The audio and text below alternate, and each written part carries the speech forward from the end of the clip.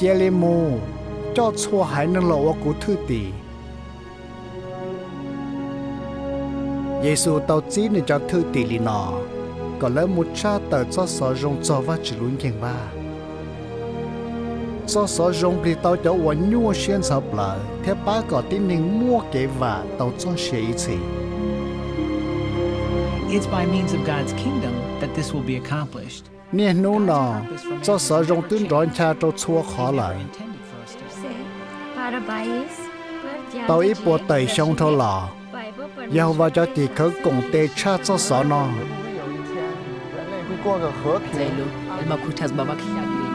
lỡ khi cho sở rong quân tao bùa giả lù thiết khi một số áo bùa bế châu tờ lúc tế chờ do sở rong sơ tao trên plọ lên hậu lúc can tu của mua cái cuốn sọ nọ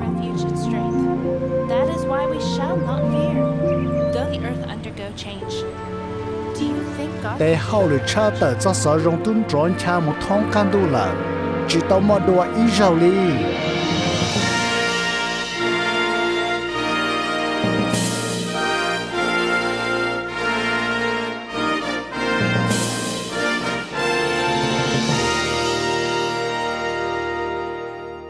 Su mamá cocina riquísimo, ¿no es así? Gracias. Mi amor, ¿qué te parece si chúng lên đầu tuổi dân bao tiền giàu và cho tỷ khởi cho trò lý va lô cú tê kể chạy Excelente, aquí están los libros. giàu và cho tỷ khởi giàu lên tư Capítulo 5. tê giàu lời tướng rò có nhỏ cùng dê cùng rò Sounds great. Okay, let's try it. Here we go. You can do this. All right, I'm ready to go now. You're doing great. tê giàu có tướng niên nô gì là I think the dirt is about ready. chúng lên bao giàu và cho tỷ khởi vì lấy một kia va lô cú हाँ जरूर परिवार के साथ रहने के लिए ये तो बहुत ही सुंदर जगह है lớn ba lớn tê hậu lì cả lên từ cho là thế là muốn nhia họ từ lò xí lũ sang New York để chờ America chỉ xong ít chứ cho bùa cho lò giàu và cho tỷ khởi lũ họ bỏ lo nhá họ sang nọ lũ họ bỏ lo cho và chúa chầu tại chế thoáng khăn đu chế lo cha nhớ họ New York nhớ thơ ý bùa xong và chưa tôi thấy ba chỉ nên lần đầu thơ của tế hậu lửa cha tờ cho sở rộng Jesus described that the field is the world. That's the world of mankind. nên nụ nọ cũng mới ba lâu nên khi sa tiêu ở sai chuột tan cho lúc cùng họ là họ baวันđầu thơ Can anyone change the world? là tôi cho tế ba chỉ lâu lâu sai chuột tế hậu lửa cha tờ cho sở rộng thông can đu One on the agenda deals with the field service report for the United States. Any comments? tao muốn cho tế chế của hậu lửa hữu bề nhưng chỉ nhau hữu linh đờ vì họ phô vào lô cú lo luôn bề anh sai tìa và chữ lũ chế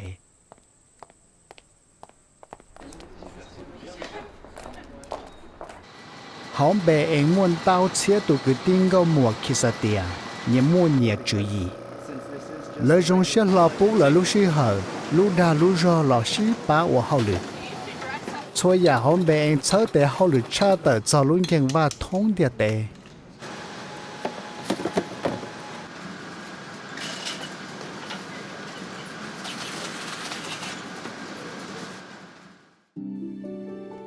lúc còn hậu mỗi báo ở sai số để hậu lửa song tông đỡ xử lý phô trò pha phô awake thế là dàn tông đỡ là chớ sợ đỡ cho kiến tranh vấn đề là do sâu ý ra từ là ở tí rong chân trịa có thể ở lớp sông đỡ mua chờ chờ trào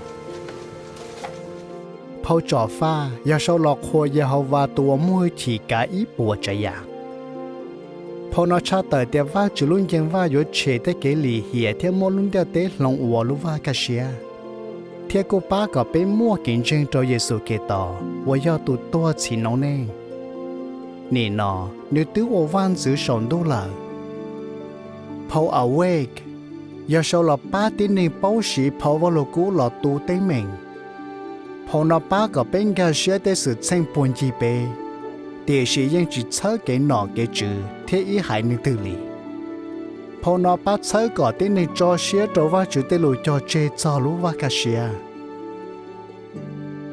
How to render this title for the Watchtower article. What do you Yếu think có of cho their sớ options? rong rong cha một thông địa tê, yếu chủ mua cho xài lù. Seems to be a natural way to make the point. Tao mua phô cho pha lộ wa ớp bùa tờ nhà lù, thông xin cho lùa kỳ. Cho tới nó ba có Jehovah cho thì khởi thông địa tê cùng tàu Ilusia. Matthew, it looks you have received back the answer to the question we have asked the translation services. Okay, very good. Let's look at it. Oh, really? What is it? It's right here on the screen. Phao va lô cú, ya phong đảo wa Jehovah cho thì khởi sai trong cái chap But là. they give a few options. Lúc còn hậu mỗi ít bát sớ để hậu lượt xài va lô cú, thiết xài tên đau đảo va lô cú. But then it may not be so clear. What do you think? Well, Ken, I think the first option here. So here in this corner, you have the English text. Môn đầu giả tư hậu cho computer là ba cho xài lù. Lợi thiết xài tổ mênh theo xài cơ lì. Your translation. Jehovah cho thì khởi sản đau đảo wa chi bộ cho tờ giả lù. Yo tao xin tao họ trên đời. Lợi thiết chỉ ý giả tư hữu hòa, Multi-Language Electronic Publishing System, là xì Maps. Là ba lần đua thế trong bên tận cho đua. Vì mua giả tư nọ, tao hãy nên theo tao nhảy tên tao đỡ vào lô cú qua lời giả lù.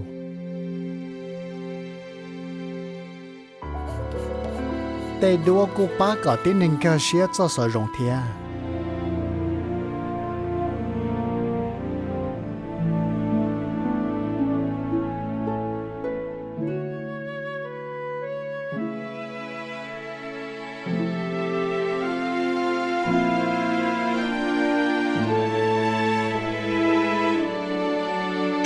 Here's your picture. And this time we will need you to look a little sad, okay, sweetie? Chỉ là bế sĩ cho đua số tê có sư. Tê sĩ cú sĩ cho đua và số công dân thịa. James, what do you think of where our masthead is? Craig, I think we're really close. We can probably go to the left just a little bit more. I like that. That's a good idea. Okay, sweetie, on this one we have to look really sad, okay? You can look right here. Good.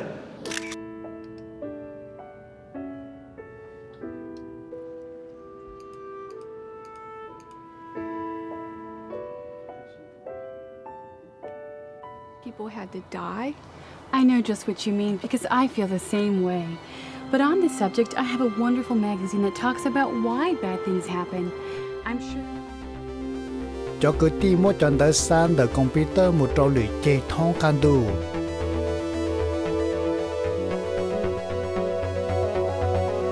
Cho trên đời mà liên lùa thiết xa chẳng tông đời một trò Jehovah cho tỷ khởi tế cùng giống nhất trò sở tế chờ.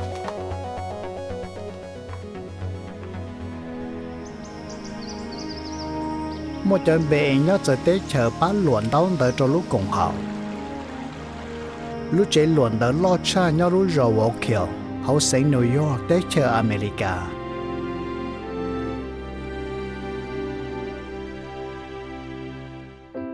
Jehovah cho tỷ khởi bí luận là tên đau đời hậu New York, xong ít xíu cho buồn hình gạo. Giá thọ ô, thế nên nụ nó lò. Là lúc họ phía do lo luộc tờ họ chứng họ phô vào lục cú.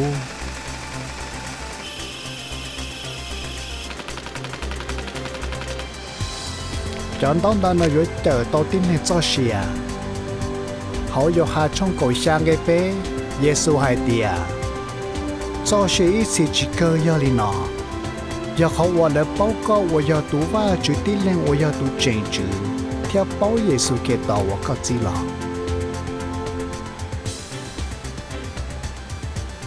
Jehovah cho tỷ khởi yếu tao cho chỗ luận tới chén cơ lì. Sự thiết luật sau sở đời sĩ. Ý xong tư, luật tao ớt xếp phỏ phong đời trò tín hình nhìn.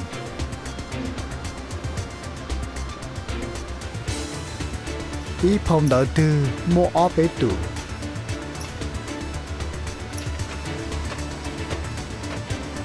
Cho chúa mà lý mua ý tủ trong ý tủ, xí lộ với ý phỏ. Ý lúc lì tư, lúc chế luận đã họ vô kèo luật cho lý ít phỏ chí bộ chia phỏ vào lô cú theo lì dàn đón đợi. Cú mô lì cho chế luận đã nhớ trâu lì chế thông can đô thia. chọn tới nó chỉ là lúa cho tiếng nên nhận xứ thì sẽ chọn tới nó chỉ phao vào lô cũ là ba sợ đà chưa hai tụ lâu tụ lúa do khó tao là luôn nên lòng tao là tụ chưa bự theo lũ xe luôn chịu gì họ hẹn lại trong plong lấy cổ ó phao vào lô cũ kia tiệm pha chút cho lũ mua cho xìa theo phèn hoa hao lử cho lòng đỡ cho chua sai tê uốn nên xả theo tê uốn nhỏ hồn nên lũ xe chua phong đầu vào giàu vào cho tì khởi lụa tờ vốn lên chớn gà tí phong đỏ xứ phao vào lô cũ phao New World Translation of the Holy Scriptures giấy phao tài chiếu và dùng nhìn gà xe theo mênh hành giống xí là cậu va chữ cho lụa hành chỉ thầu biết lụa phong đó là cho xong ó chế cậu ó tứ lụa cho ít bộ xa cho chí phò phao lại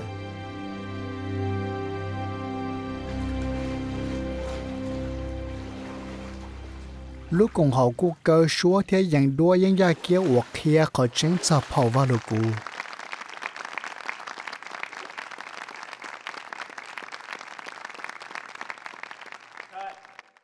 mỗi ba cơ số thế dành đua và chỉ cho DVD thế CD ôn tàu giả lù có trong lên tàu tụ tàu nó cho sử dụng thông để tệ có chủ sĩ cho và hậu lử luận đỡ cơ số thế dành đua lì nọ để sử dụng tàu sĩ cho thế xa tàu tờ một chỗ lửa khó thế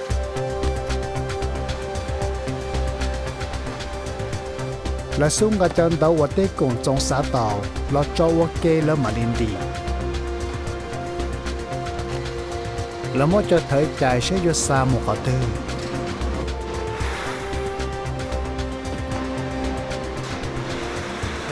chỉ có walk kiểu thế san đợi lì nọ xứ để chỉ muốn tao chỉ thông can du cô san đợi ý à lì nọ thế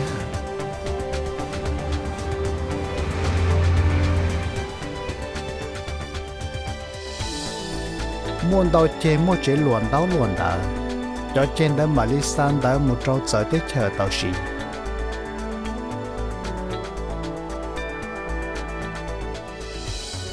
thầu cho cứ tí bí chân chia sâu ý ra từ để rồi chùa li ó lối xong mà lấy món lụa tạo ấy phong đỡ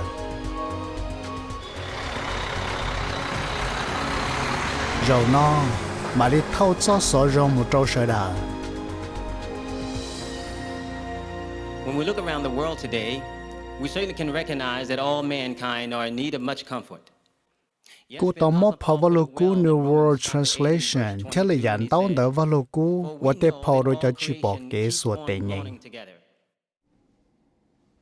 Là mỗi chân bên đỡ long one braille, vậy mà mỗi chúa nhà có chân đỡ su tê lô po.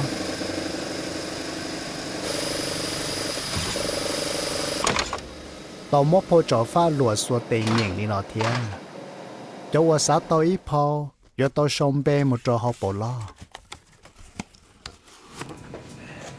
Tao mò tên tao đó chạy qua lũ biết tệ, thế cậu qua những gia kia, gọi cho chính nó lũ lọ bốc cho sử dụng thế. Million chaos, die. That invent? Shakehead no. Ago Noah time period. People deviate wicked, he avenge, flood destroy. Same as now, all over, will.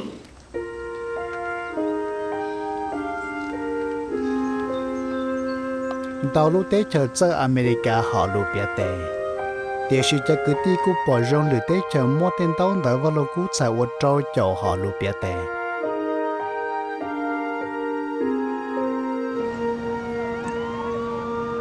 Hello, Sister Clark. We're with the patient visitation group.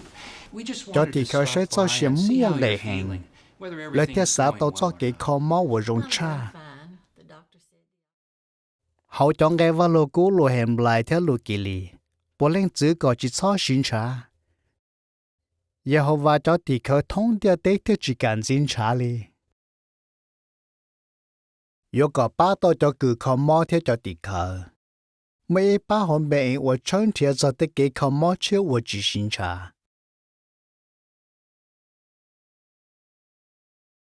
Nè nó, thông can đu, tao tụ cứ kho máu tức lòng chỉ xin trả là. Good Nice to see you again, Dr. Ba nó cũng cho khiến tao chia tụ chỉ lâu lòng người để ba cho thì khâu và chỉnh chủ cái khó mò. Một số lý ít chia chỉ bộ trong chỉ lâu là tổ để hậu được nó. Cho chỉ lâu nó mà lên chế để cứ khó mò và chỉ xin trả. This looks very interesting. Chùa trên bệnh, mấy ba và sai chùa cái cha tờ cho sở rộng. A new Vietnamese congregation. The local elders agree, the circuit overseer agrees, you've got a good number of publishers. This is fine. Lỡ cú sống đỡ cho cứ tí quần chi chùa cho cùng chồng.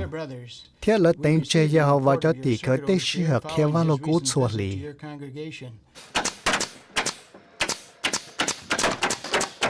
Tí xong tư, tôi chỉ chân tao chia lũ cùng chồng. Giao lì, do tôi cho chế nhân qua chia cho sở đời sĩ thế.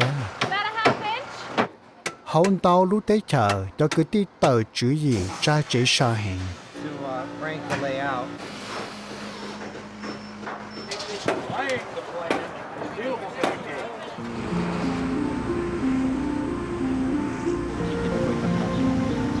Giao vào cho thì khâu hồ và chống rú rú toa. Giao liên tận tao trên bệnh thế cha chế và hậu lần gì.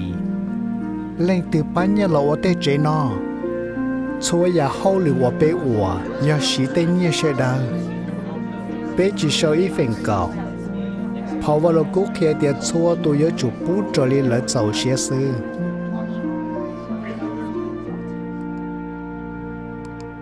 Ta xin nó lúc còn hậu chơi chỉ để có ô chế. Chứ hai ô chế nhỏ là ya ô chế luận đời. And this one here really helps us to take advantage of what's going on inside the printery.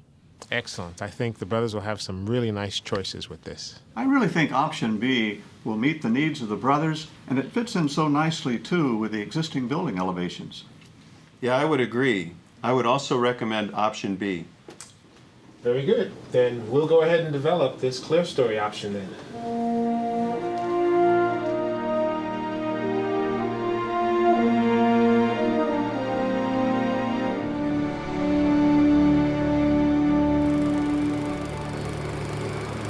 Thông địa tê, cho cứ tí cho trên bệnh rộng hành, thế chỉ tàu còn đào. Lấy tuôn chi tê chế thế tê chúa và hậu lưỡi thế chỉ bịa. Mua cho cứ tin có một và sĩ bán rộng và hậu lưỡi, lúc còn họ thế thịa hậu lưỡi rộng. Trong lên tôi chân bệnh, lấy mà lấy cỡ và ít cho hậu lưỡi chia. Superheated, saturated, or subcooled? Hậu lũ rõ Patterson, St. New York. Mỗi lúc chế cỡ vào lô cú, và chớ kế cha tờ thông địa tê. Lúc chế nó mua kế cỡ cho cứ tiêu và tố hậu lửa hậu cháu cùng chồng. Hậu tê tha trả, hậu tê khen trả, thế hậu tê chê. Tê và lỡ cỡ họ phô vào lô cú, bác cỡ lỡ chớ tê hậu lửa cha tờ cho sở rong hậu tha trả và lỡ sai xùa. Tê kế cỡ nó mua nhó cho tê chờ là thia, là bá cho cứ tiêu quần chi xùa cho cùng trong nhó lửa tê chờ. Cho cứ tin nó bá sai xùa tê hậu lửa cha tờ nhó cho là chê.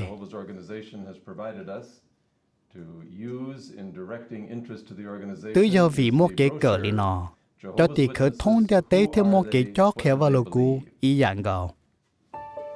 Lúc chế nó cũng mua cho kế cỡ vào lô cú kì lìa, lo xì Watchtower Bible School of Gilead. Cho kế cỡ nó bí xong ít xí cho bộ bó cho bê. Ý xong tư cỡ tía ó ba. Lỡ mó xía cỡ vào lô cú để lì trí lũ lì. Lỡ thêm ba chi một cha tờ trở tế chờ.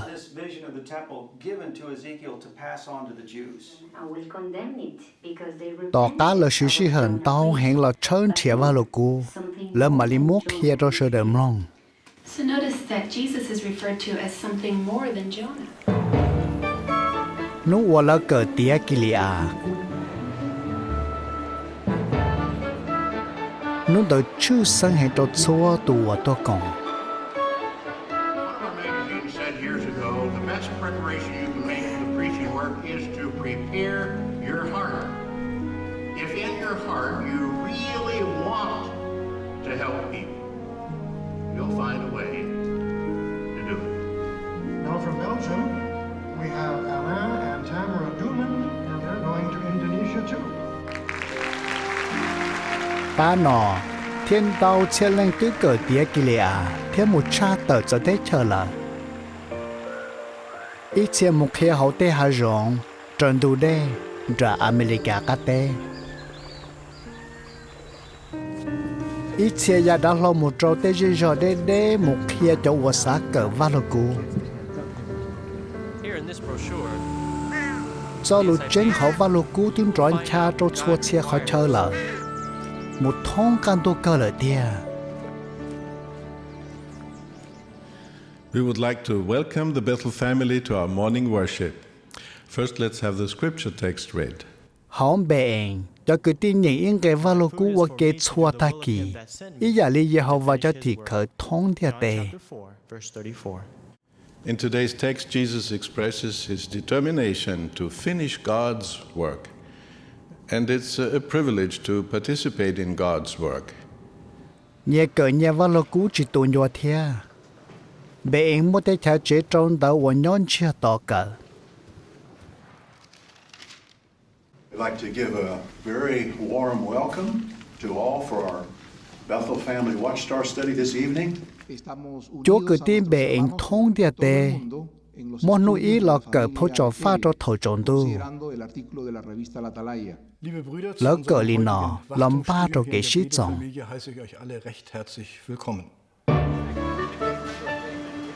Thầu là một khe vào lô cú. Lỡ sĩ tên tấu đậu và lỡ tấu lụa tận đa. Brandon is my name and my friend Kurt. I'd like to ask you a question. Do you think the Seth and this is Justin? Hey, Justin.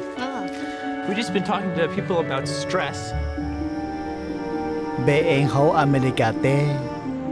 Chúa cứ tin bè anh nó chống cơ lì. Lên thường ba rau mò. Lên thường chua khó giờ. Lên thường tú va chê. Hey, how's it looking for you this week? Good. There's a lot of guests right now. Hey, I can help if you like. Okay, thanks.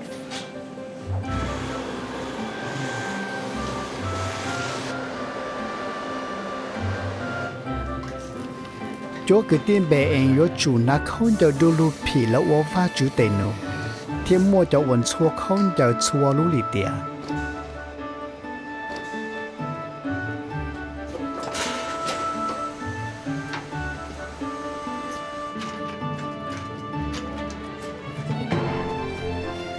Cho cứ ti khứ hang.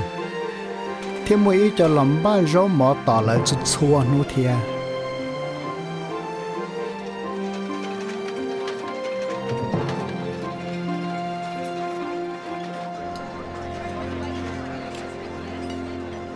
Wir freuen uns, Sie auf diesem Kongress freizugeben. Sie trägt den Titel Wachsamkeit dringend nötig. Ý dòng từ, Giê-hô-va cho tỷ khởi thông địa tế rong xia một cùng cho trong sĩ dòng bế nụ. Lấy sầu tụ có ua cho dì xây dựng tàu chê hậu va lô cú. Mỗi ý bá cứ tí hậu bè ảnh lại xây sửa cho trong sĩ dòng bế nụ. Lỡ ua tí rong ba, sử dụng mua trò có tư, thiết chờ bị trở lên. Lần ba có mua cho trong sĩ dòng bế nụ nó nhó thông lỡ can đu.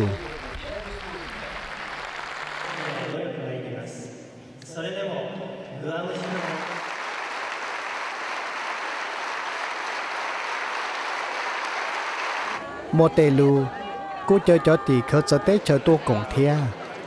Cho trong sĩ dòng bên nụ nó ua bỏ thơ tiệt thông địa tế Giê-hô-va cho tỷ khởi tôi cùng Ilusia. Thế cho trở lì phó vô lô cú khẽ thia. Chỉ ta lên đạo sư, một cỏ một trò nền gạo lũ cùng dòng hỏi thay trả từ tôi sĩ dòng ua kề.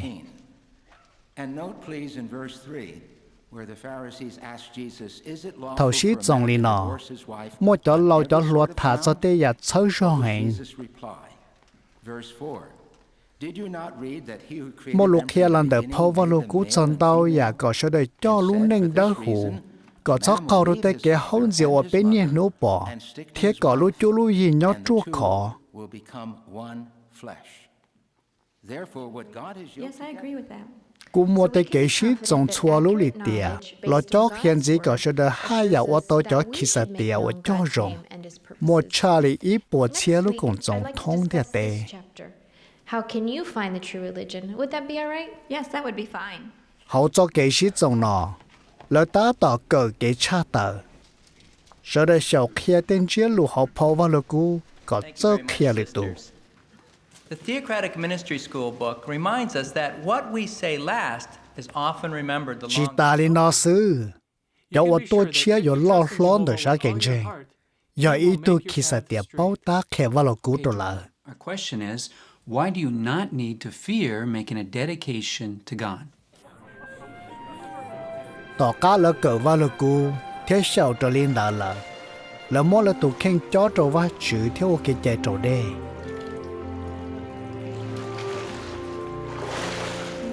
thì sĩ chỉ có tài linh nó lên nhỏ khoa pi luôn nên uo va chữ tệ hậu lửa sư tệ hậu lửa kia có chân trâu lửa tụ That there will be a new earth, a paradise earth, where mankind will enjoy living forever under God's kingdom. xa xe thầu mò luôn địa tế khẩu quay lưu và cái xe yếu rong bảo đi cha Oh, yes. trên plot lên yếu sợ có tua trò lò Maring sabay to, talaga? Ang lahat ng pinako ng Diyos ni Hobay natupad na. Paradise is here. là yếu tao cờ cho va chủ cho cái chạy We can enjoy it together So as ang a lahat ng tao ay magkakaroon ng buhay na may そ layunin. して戻ってきて、ヤハワの言葉を学んで永遠に生きる。みゆきちゃんみたいに昔死んだ人も復活して戻ってきて。 yếu mua hậu liền tao hẹn cho bé uo tỏ chạy là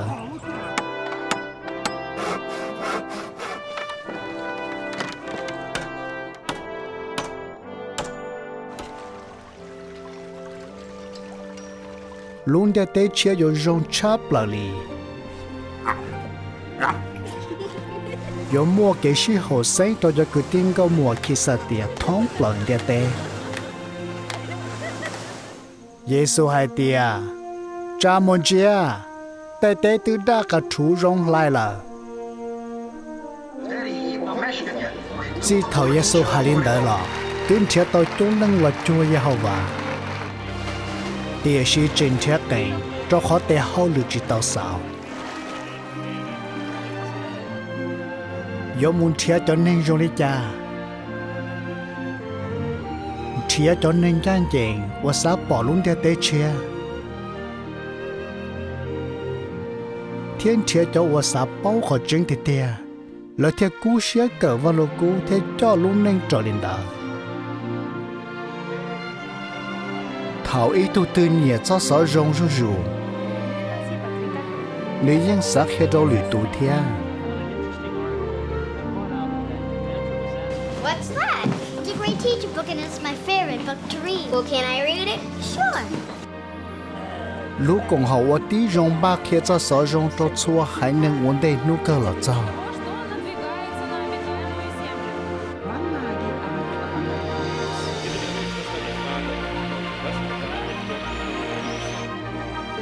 tự do về linh đạo giờ cứ đi theo cho tới chế bệnh tới chế trong sĩ trọng theo tới chế nhân va có cho lo chia theo một chờ cỡ cho giàu vạn gì và chỉ luôn để tới chia từ lo dễ hẹn là tới rồi bây giờ chỉ tới và chơi nó lo cỡ và chỉ cho luôn một son đùa luôn và cả xe